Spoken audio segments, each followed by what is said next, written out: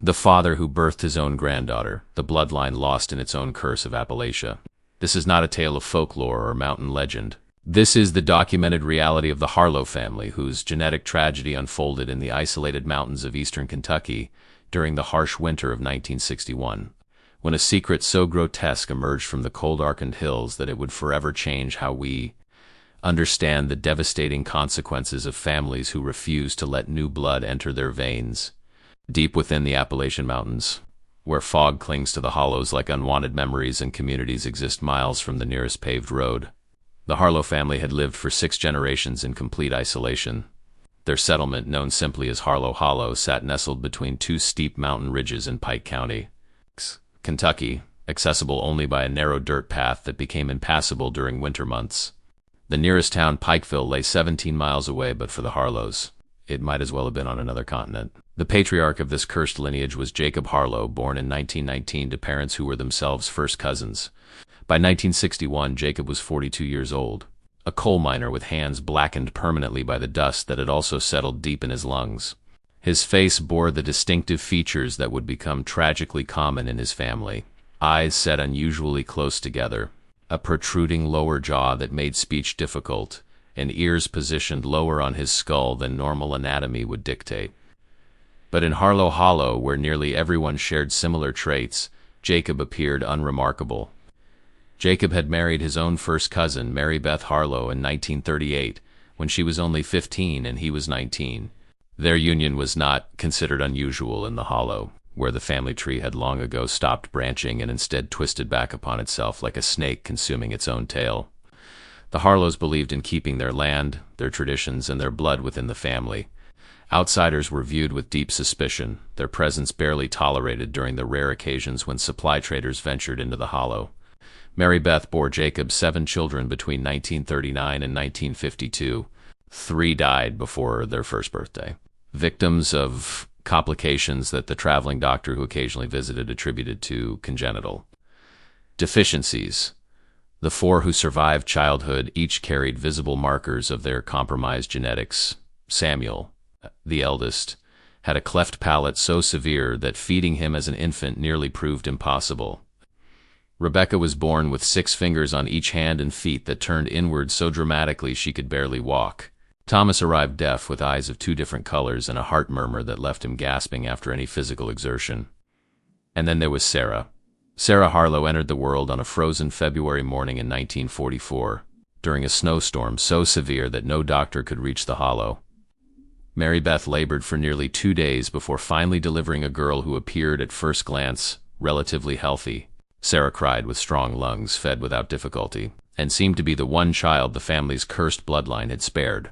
As she grew, however, subtle signs of her genetic heritage became apparent: mild intellectual delays, facial asymmetry, and an unusual gait. But compared to her siblings, Sarah seemed almost blessed. The culture of Harlow Hollow in the 1950s was one of complete self-sufficiency, born from geographical isolation and deliberate choice. The family operated a small farm, barely scratching survival from the Rocky Mountain soil. They spoke an archaic dialect of English, preserved from their Scottish-Irish ancestors who had settled the region in the 1790s, making communication with outsiders difficult even when they chose to attempt it. Their religious practices blended fundamentalist Christianity with older beliefs, creating a worldview that saw the outside world as inherently corrupt and dangerous. Education in the Hollow was minimal. Children learned to read from the family Bible and to write their names, but formal schooling was considered unnecessary and potentially corrupting. The family's isolation meant they lived in a time capsule, largely unaware of the rapidly changing American society beyond their mountains. In Harlow Hollow, it remained 1850, even as the calendar turned to 1960. Jacob Harlow exercised absolute authority over his household, as his father had before him and his grandfather before that. His word was law, enforced by religious conviction and physical intimidation. He interpreted scripture to support his belief that the family's isolation protected them from the sins of the modern world. He preached that outsider blood would dilute the family's spiritual purity, conveniently ignoring or perhaps not understanding the biological catastrophe his beliefs perpetuated. By 1958, Sarah had reached 14 years old. She worked alongside her mother and sister, tending the garden, preserving food for winter, and maintaining the 3-room cabin that housed the entire family. Her mental development had plateaued around a 3rd grade level, but she understood her responsibilities and performed them adequately. She possessed a gentle nature and found joy in small things: the first spring flowers, the taste of honey, the warmth of the wood stove on bitter winter nights. It was in the autumn of 1958 that the true horror of the Harlow bloodline began to manifest in its most grotesque form. Jacob, whose wife Mary Beth had become increasingly ill with what was likely undiagnosed cervical cancer, began to view his own daughter Sarah through eyes that held something far darker than paternal affection.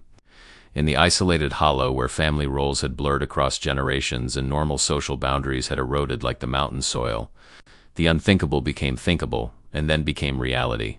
The exact date when Jacob first violated the fundamental boundaries between father and daughter remains unknown, lost to time and the deliberate silence that shrouded Harlow Hollow. What is documented, however, is that by the spring of 1959, 15-year-old Sarah was pregnant, her belly swelling with a child that carried her father's DNA from two directions, as both grandfather and biological father. Confira sagea inscrito nescanal, because the truth hidden in these mountains will force you to confront the darkest capabilities of human isolation, and once you understand the real cost of closed bloodlines, you'll never view family the same way again. Mary Beth Harlow died in November 1959, her body finally surrendering to the disease that had ravaged her for months. The family buried her in the small cemetery on the hillside where 6 generations of Harlows lay beneath rough stone markers. Her death left Jacob as the sole authority in the household, and 17-year-old Samuel, who had married his own second cousin the previous year and moved to a nearby cabin, as the only other adult male in the immediate family. Sarah's pregnancy progressed through the bitter winter of 1959-1960. At 15, her body was barely prepared for childbearing, and the genetic catastrophe growing within her womb compounded the danger exponentially. The child developing inside her carried chromosomes that had been recycled through the Harlow family for generations, with Jacob's genetic contribution coming from both sides, a biological impossibility that nature never intended, creating a genetic echo chamber where recessive traits had nowhere to hide. The family spoke little of Sarah's condition.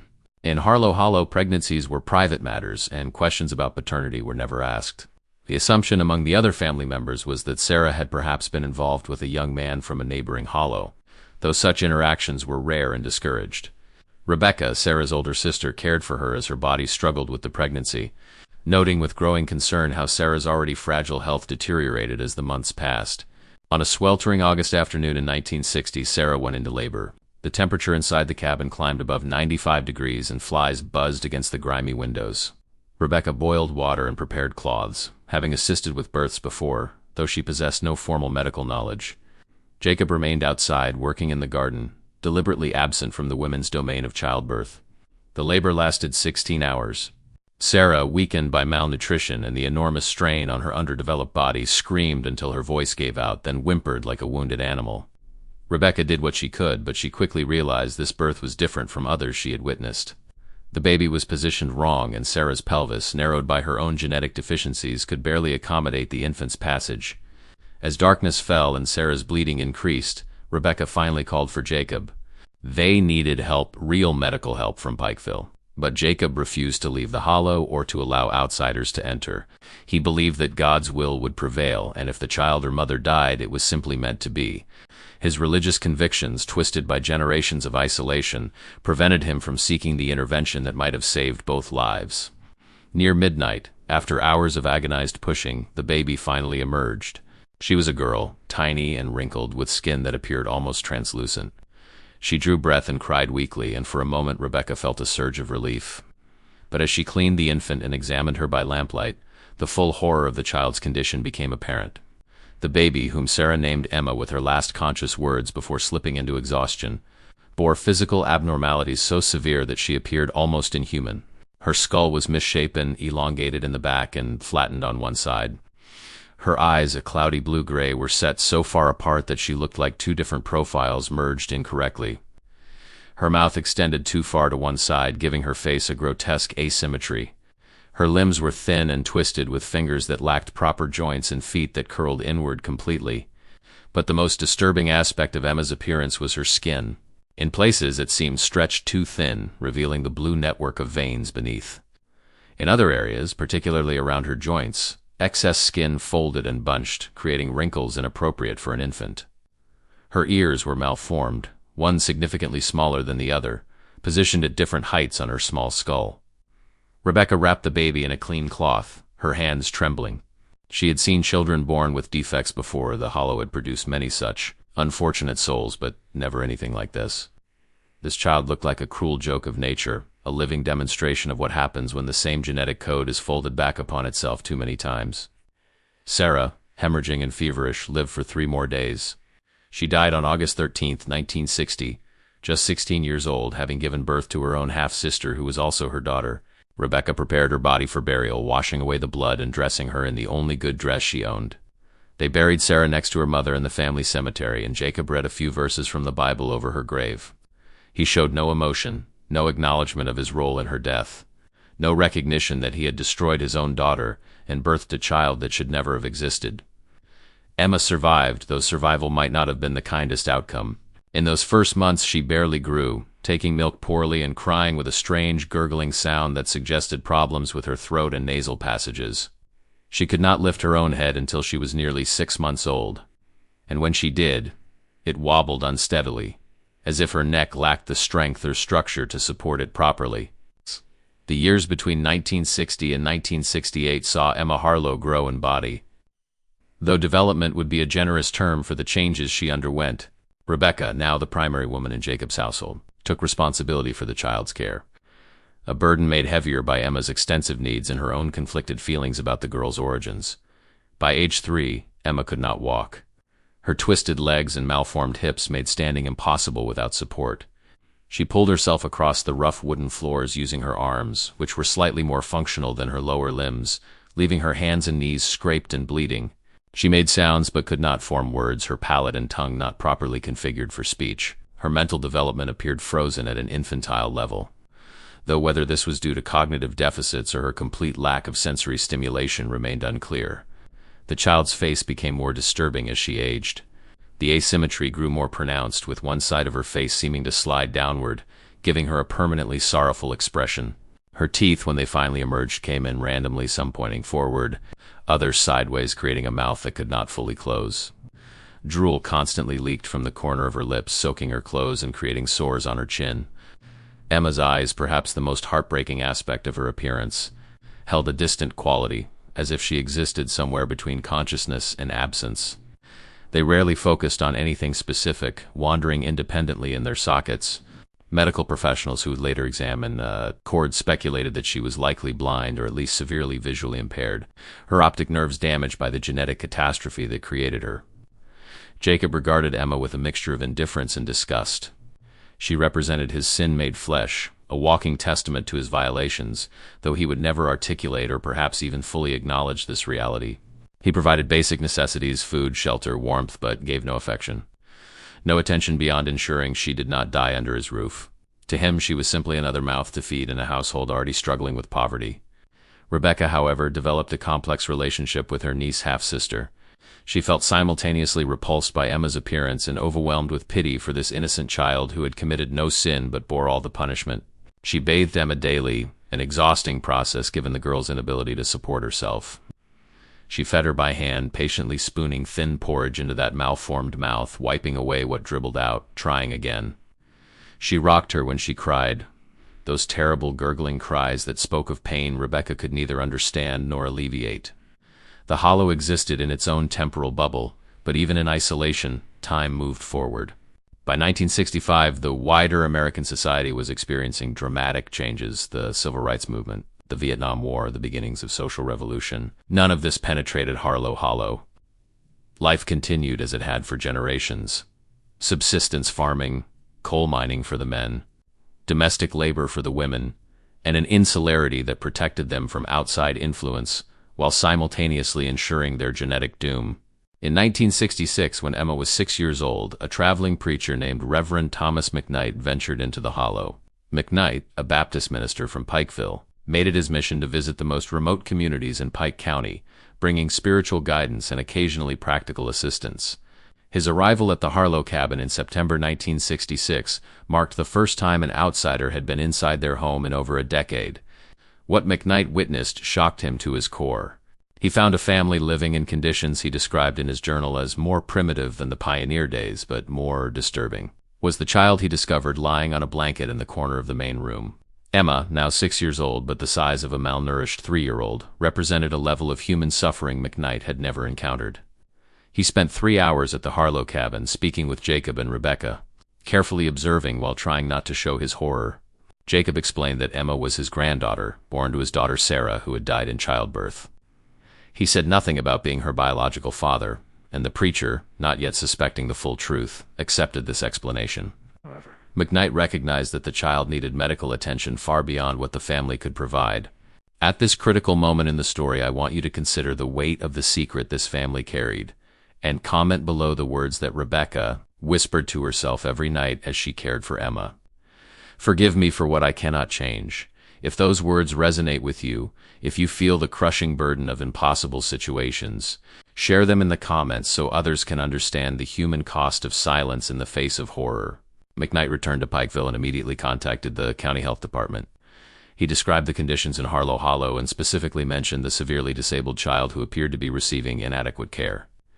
This set in motion a series of events that would finally pierce the veil of secrecy that had protected the Harlow family's genetic nightmare for generations.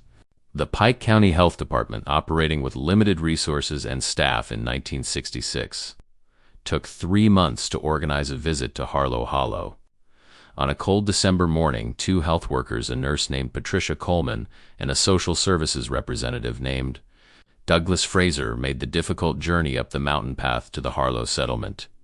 Jacob initially refused them entry, standing in his doorway with arms crossed, his face set in hostile lines. He declared that outsiders had no business interfering in family matters and that the government had no authority in his home. It was only when Fraser explained that they could return with law enforcement and potentially remove the child by force that Jacob reluctantly stepped aside and allowed them to enter. What Coleman and Fraser documented that day would eventually become part of official county records, though those files remained sealed until 1987. Coleman's nursing notes described Emma in clinical terms that barely concealed her shock. Female child, approximately 6 years of age, presenting with severe developmental delays, multiple skeletal abnormalities, facial deformities, consistent with severe genetic disorders, nonverbal, non-ambulatory, appears to lack basic cognitive function, living conditions grossly inadequate, suspect severe neglect and possible genetic abnormalities consistent with familial consanguinity. The term familial consanguinity was as close as Coleman could come in 1966. To naming what she suspected, that this child was the product of incestuous relations. But proving such a thing without modern genetic testing was nearly impossible, and accusing a family patriarch of such a crime in rural Kentucky, where family privacy was sacred and outsiders were deeply distrusted, required more evidence than physical appearance alone. Fraser interviewed Rebecca at length while Coleman examined Emma.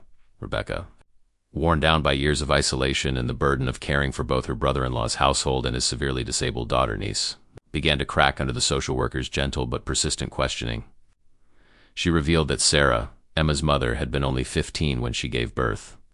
She admitted that no man from outside the family had been courting Sarah. She confessed that after Mary Beth's death, Jacob had become different towards Sarah, though she struggled to articulate exactly what she meant by this. The health workers left Harlow Hollow that day with enough concerns to file a formal report with both the health department and the county sheriff's office. However, in 1966 rural Kentucky, the wheels of justice turned slowly, especially when allegations involved powerful dynamics of family structure and remote communities that preferred handling their own affairs. It was Emma herself who provided the catalyst for action. In March 1967, now 7 years old, she developed a severe respiratory infection. Her compromised immune system, weakened further by malnutrition and her genetic deficiencies, could not fight the illness. Rebecca begged Jacob to allow her to take Emma to a doctor in Pikeville, but he refused, insisting that the child would recover on her own, or that it was simply her time to die. Rebecca, facing a moral crisis that would define her character, made a decision that would shatter the family's isolation forever. In the middle of the night, she bundled Emma in blankets, carried her slight body down the mountain path in darkness, and walked 17 miles to Pikeville. She arrived at the county hospital as dawn broke, collapsing in the emergency entrance with Emma limp and barely breathing in her arms. The doctors at the small rural hospital stabilized Emma's breathing and treated her pneumonia with antibiotics. But they quickly realized that her medical needs extended far beyond a respiratory infection. They documented her physical abnormalities in detail, took photographs from medical records, and contacted specialists at the University of Kentucky Medical Center in Lexington, 4 hours away. Dr. Robert Caldwell, a geneticist who made the trip to Pikeville to examine Emma, spent 2 days conducting tests and observations. His preliminary report, dated April 3, 1967, concluded, "This child presents with physical and cognitive abnormalities consistent with severe genetic disorders resulting from close consanguineous relations, likely parent-child or sibling relations repeated across multiple generations. The severity of malformations suggests multi-generational inbreeding. Recommend immediate investigation into family structure and removal of child from home environment if parental relations are confirmed." Dr. Caldwell's report triggered a formal investigation by Kentucky Child Protective Services, working in conjunction with the Pike County Sheriff's Department. In May 1967, officers returned to Harlow Hollow with a court order allowing them to question family members and examine genealogical records, if any existed. What they discovered exceeded their darkest suspicions. The family Bible, which Rebecca provided, contained 6 generations of marriages between cousins, uncles, and nieces, and in one documented case, a grandfather and granddaughter. The tree didn't branch, it spiraled inward, each generation drawing from an ever-shrinking gene pool. Under pressure and facing potential criminal charges, Jacob Harlow finally confessed in June 1967 to fathering Emma with his own daughter Sarah. The confession was delivered in flat, emotionless terms, as if he were describing planting a field or slaughtering a pig. He showed no remorse, no understanding of the magnitude of his crimes. In his worldview, shaped by generations of isolation and the complete erosion of normal social boundaries, he had simply done what Harlow men had always done, kept the bloodline pure. The legal proceedings that followed were complicated by numerous factors. In 1967, Kentucky law regarding incestuous relations was clear, but proving paternity without genetic testing required medical evidence and witness testimony. Sarah was dead, unable to testify. Emma's physical condition provided circumstantial evidence, but medical experts acknowledged that genetic testing technology of the era could not definitively prove Jacob was her biological father rather than grandfather. Ultimately, prosecutors built their case on medical evidence, Rebecca's testimony, and Jacob's own confession. In October 1967, Jacob Harlow was arrested and charged with multiple counts including felony incest, contributing to the delinquency of a minor, and involuntary manslaughter in Sarah's death. The trial, held in March 1968, drew national attention, with reporters from major newspapers traveling to Pikeville to cover what they termed the Appalachian horror. The trial revealed the full extent of the Harlow family's genetic catastrophe. Medical experts testified about the effects of repeated inbreeding, explaining to the jury how recessive genetic traits become dominant when the gene pool becomes too small. They presented charts showing how chromosomes double back on themselves in incestuous reproduction, creating a genetic echo that amplifies every weakness and deficiency. Emma was never brought to the courtroom. Her condition would not allow it, but photographs were admitted as evidence. The jury, composed of local residents familiar with rural poverty but shocked by the extremity of this case, deliberated for only 4 hours before returning a guilty verdict on all charges. Jacob Harlow was sentenced to 30 years in the Kentucky State Penitentiary. He served 19 years before dying of lung cancer in 1987, his lungs finally destroyed by the coal dust that had been slowly killing him since adolescence. He never expressed remorse for his actions and, according to prison records, refused all visits from family members, spending his remaining years in isolation by choice. Emma Harlow was placed in the care of Kentucky's State Facility for Severely Disabled Individuals, an institution in Frankfort that provided round-the-clock medical supervision. She lived there for 23 years, never developing beyond the cognitive level of a 6-month-old infant.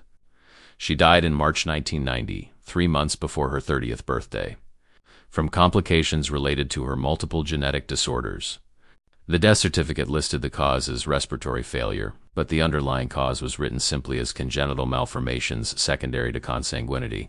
Rebecca Harlow testified at her brother-in-law's trial, her testimony providing crucial details about the family's isolated existence in Sarah's final days. Following the trial, she left Harlow Hollow forever, moving to Lexington, where she found work as a cleaning woman in an office building. She never married, never had children of her own, and rarely spoke about her years in the Hollow. She died in 2003 at age 76. taking with her countless memories of a life lived in isolation and the terrible burden of secrets she carried for too long.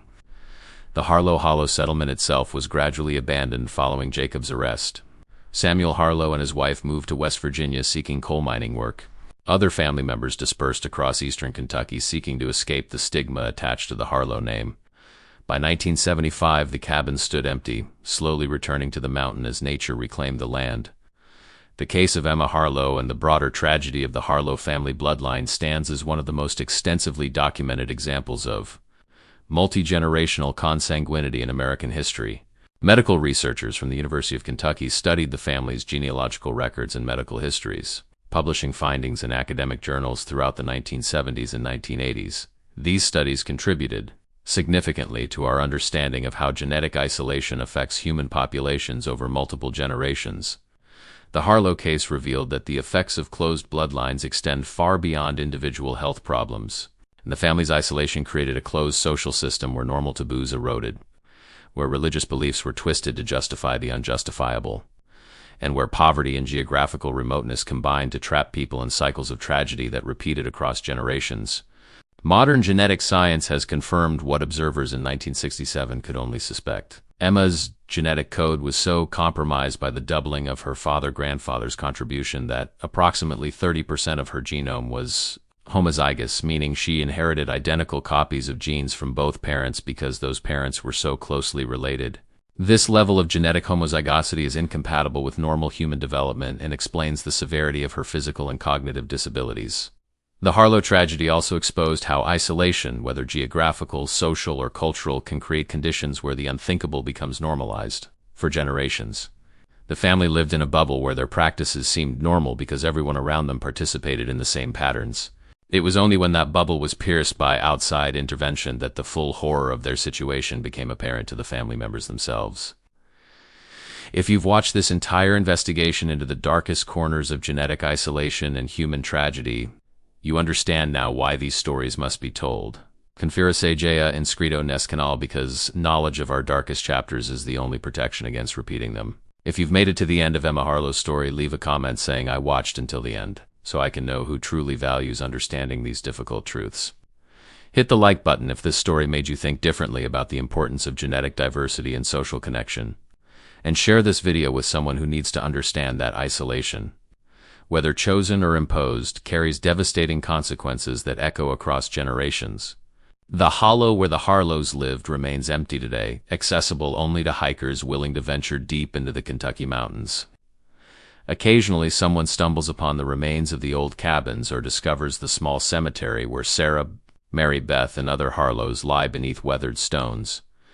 These ruins stand as silent monuments to a family whose bloodline turned back upon itself so many times that it finally consumed itself entirely. Curse written not in supernatural forces but in the cold mathematics of genetic science and the terrible human capacity for self-destruction through isolation.